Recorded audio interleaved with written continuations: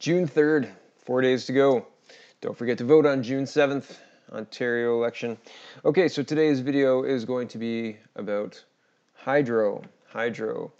The current plan that we're following right now is the Liberal plan. And the Liberal plan is essentially borrow money until we can't borrow money anymore to reduce the hydro costs.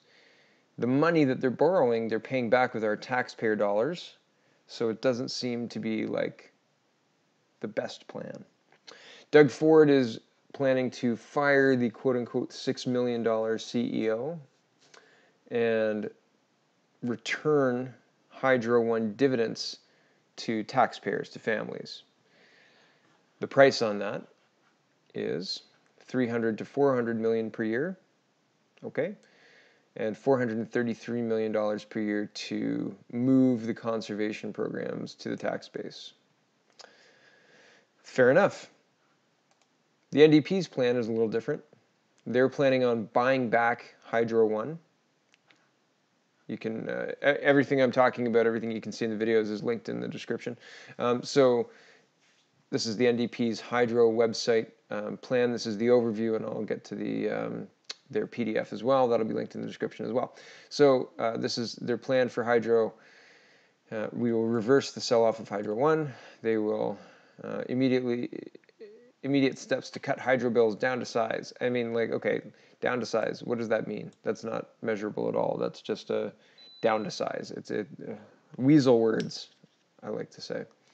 And number 3, permanent changes to the system to fix it for the long term. Okay, so like, can you be specific on any of them? All right. No rate increase would be required to finance the return of Hydro One to public ownership. Our plan pays off the return of Hydro One quickly. And within 10 years, Ontario would have $1.6 billion more from dividends and payments to invest in hospitals, schools, and Ontarians. Again, that sounds like weasel words. That sounds like in 10 years we'll have $1.6 billion, but there's going to be this time between now and 10 years from now that we don't have that $1.6 billion. How much does that cost? Okay, so I did some digging and I found that other people had that question too. And it turns out that it costs quite a lot more than the NDP seemed to think. This is a Toronto Star article I will link in the description as well, but I'll read it out.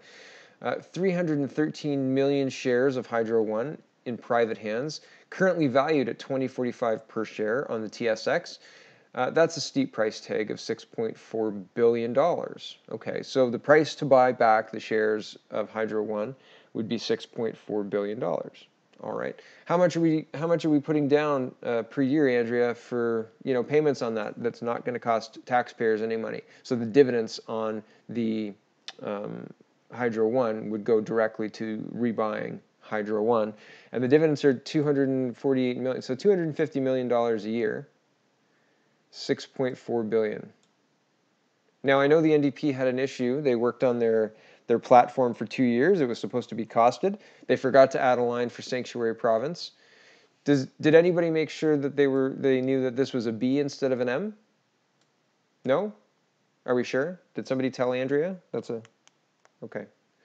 Well, at any rate, at that rate, completing the deal could take 2 decades, not the 8 years or the 10 years.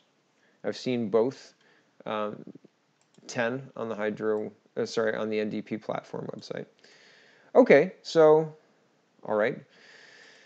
So it's not the 8 to 10 years, it could be 20 years. That raises questions about the feasibility of the entire scheme. Okay, so let me put that into perspective. If you were going to buy a car and they said this is going to be a $10,000 car, it's going to cost you $10,000, it's going to cost you, it'll be this much, $160 a month for 5 years. You'd be like, all right, fine. If you were going to buy another car and they said, listen, it's going to be $170,000, and you can amortize it though over 25 years, would you buy that car? Does that make a lot of sense? It seems like a poor investment. Would you be like, listen, I might go kick some tires. If I'm going to spend that much money, I might. Geez, is there anything else out there? So that's kind of the economics of scale here, and the economics of compound interest in time is really working against this plan. I mean, we've already done it. The genie's out of the bottle. We don't own Hydro One. That said, I'm pretty sure we could influence Hydro One. with regards to firing the $1 million man or the $6 million man and the board. I'm pretty sure we could do that. We're the majority shareholder, are we not? As the taxpayer, as the government, are we not? I think that's still true, despite Kathleen Wynne's complete incompetent mismanagement of the government. Okay, so anyways, that's one aspect of the NDP plan. They want to buy back Hydro One. They're gonna use the dividends, and it's gonna take 20 years. So, is that a good plan? I don't know. I'm just laying it out as I understand it. So I'm not sure. I'm not sure. I don't think it was a good plan to sell Hydro One in the first place. I think that was a mistake. But now, like I said, the genie's out of the bottle, so we have to deal with the reality of where we are. Not, I wish we could go back and not elect Kathleen Wynne. So, okay. The NDP's platform financially lays things out. They say it's a costed platform, and they say that this isn't going to cost anything. The hydro plan is not going to cost anything. But the fact is, I mean, it is going to cost. Just to keep hydro prices where they are right now, 25% reduction, Kathleen Wynne is currently using our taxpayer money to offset those costs. If Horvath gets in, that stops. If Ford gets in, that continues. So again, you got to pick your poison, really. But the NDP are saying that our plan is so good that we don't have to consider that at all. We're stopping the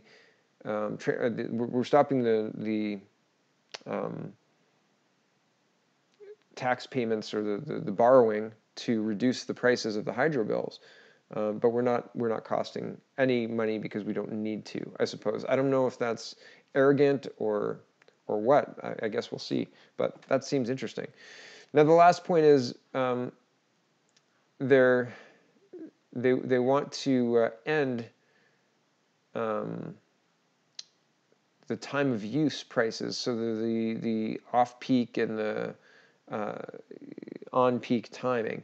And a friend of mine went through and had a look to see what the numbers look like. And so this is the current plan with the current rate. And this is what the math looks like. This is what the usage is. So everything's based off of this usage. Does that make sense? So the midwinter on peak usage is 92 kilowatt hours. The current rate is $12.24. The NDP plan, you save a little bit of money. You see the NDP plan is a flat rate, and the current rates fluctuate. The problem is the NDP plan actually ends up costing more. So, and you can check the math. I've had a couple of people check this over. And this wasn't done by me. This was done by an accountant friend of mine. So in addition to having it checked, I trust him. So not only will your bills actually really go up because it'll be a flat rate and not off-peak times, etc. You can't even plan. You can't even plan to use less because it doesn't matter anymore under the NDP's plan. And purchasing back Hydro One is going to take 20 years. So do we really want that broken down jalopy 20 years from now? Or, for the same money? Or do we want to do we want to look at other things? I'm saying we should probably look at other things. I'm saying that the NDP's plan looks like it's got a lot of holes in it.